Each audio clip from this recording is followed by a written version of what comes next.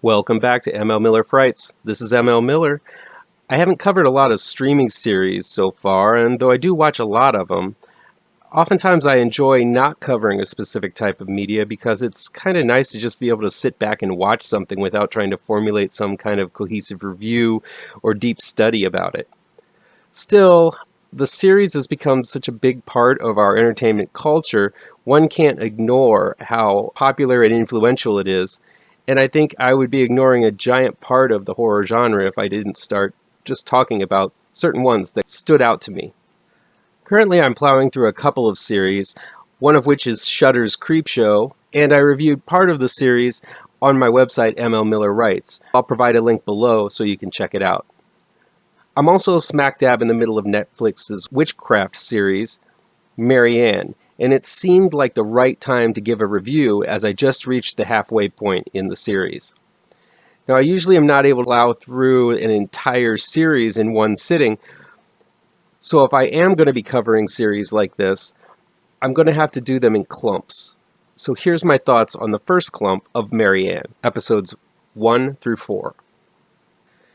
Marianne is an original Netflix series from France, from Samuel Bowden, who directs all of the episodes, and Quoc Dang Tran, who helps Bowden as co-writer.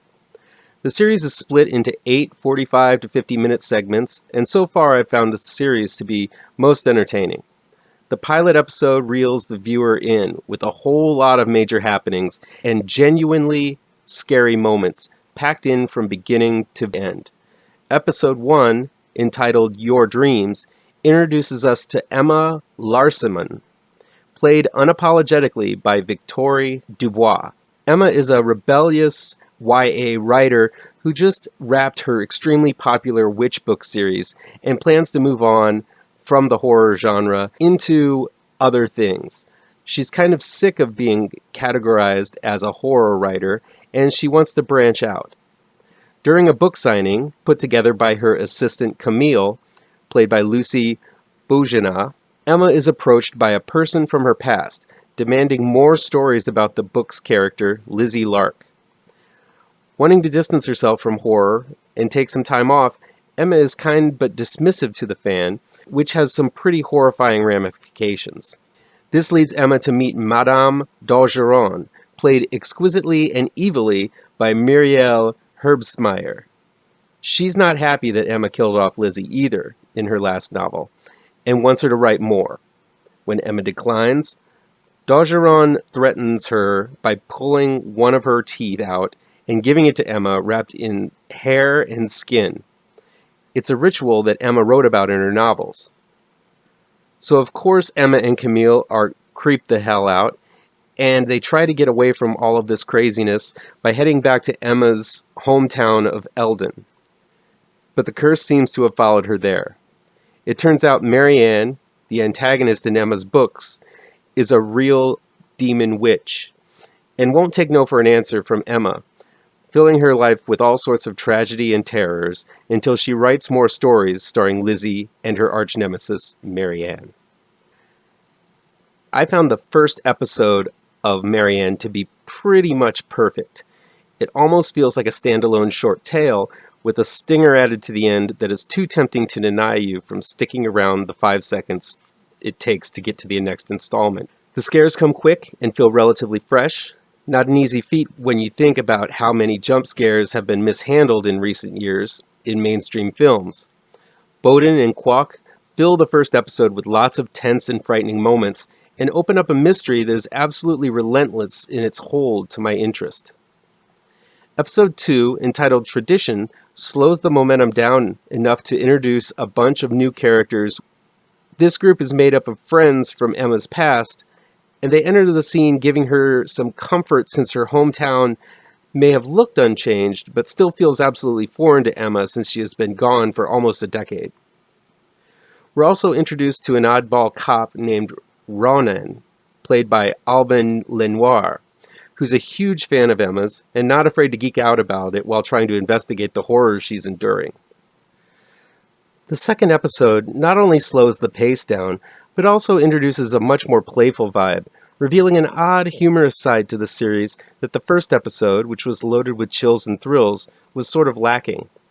The playfulness is not overpowering, it just kind of evens out the chills.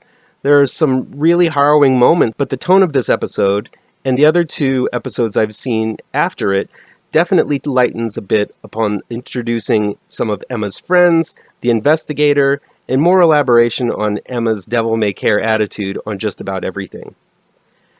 Episode 3 is called Not an Easy Person, and this one finds Emma attempting to come to peace with Madame d'Ogeron, resulting in more terrors and vengeful curses sent Emma's way through those she cares about.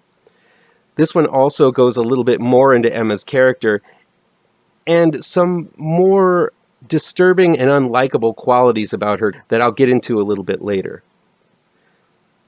Everything culminates in the halfway point of the series, Part 4, entitled Beautiful Moment, where losses are suffered amongst what should be good news. I'll be vague about who dies and how, so not to spoil the goodness of it all. While the tone lightens from episode 1 to 2, the scares never stop, as each episode culminates with some kind of original and terrifying horror unleashed into Emma's world. Seemingly inspired by films like The Babadook, Nosferatu, and other modern and classic terrors, there are all kinds of creepy things in dark corners, animated shadows, and creepiest of all, lots and lots of naked old people.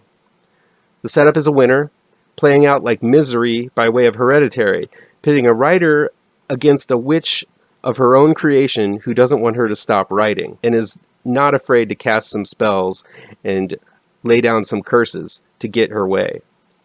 It all feels fresh and new, and it was honestly hard for me to stop at the halfway point, as each episode does its duty by leading you by the short and curlies into the next installment. One gripe I have with Marianne, and I don't know if this is intentional or just part of the translation from French to English, but Emma comes off as a complete, self-centered asshole for most of these 4 episodes. I'd like to think that this is intentional, as I think it would be entertaining to see Emma see the error of her ways and notice how her behavior and attitude is hurtful to all of those around her. Still, Victoire Dubois makes it really hard to like Emma as she brags about her celebrity, her money, her looks, and her power to everyone she encounters. Dubois has a really commanding presence, especially when she's paired with the meeker and more sensitive Camille, played by Lucy Bouginac. Camille sort of plays the Marcy to Emma's more brazen Peppermint Patty. Seeing the two actresses together makes me wish for many more seasons of Marianne to come. Even though I've heard the news that this is a standalone season, with series runner Samuel Bodine announcing his new Blumhouse film Cobwebs is in the works right now. Muriel Herbstmeyer, who plays the diabolical Madame d'Ogeron, is astounding in every scene she's in as well. She's got such an expressive and unique face. Marianne seems to love taking resonance inside d'Ogeron, and loves toying with Emma and her friends even more. Seeing the ghastly grin on Herbstmeyer's face is the stuff of nightmares, because there seems to be such ill intent behind it. Marianne is probably one of my favorite horror series I've seen on Netflix. There have been quite a few, and I probably will be going back and taking a look at them from time to time. While the French dubbing isn't the best, I never felt astray from the story or anything. It never seems to run out of new horrors to unleash, like a herd of cows diving into the ocean, or a simple shadow of a hand crawling across the floor, reaching after someone's foot. And it provides some characters worth investing in, which is always a must with these episodic shows. I can't wait to see how it all plays out, and will certainly check back in with another video when I do finish the series. After that, I've had a request for Batal, so I'll be covering that in an upcoming video as well. Thanks for watching ML Miller Frights.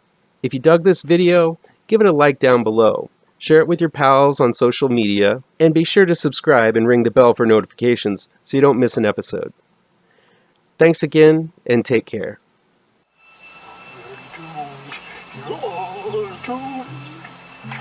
You're doomed to live the life you're meant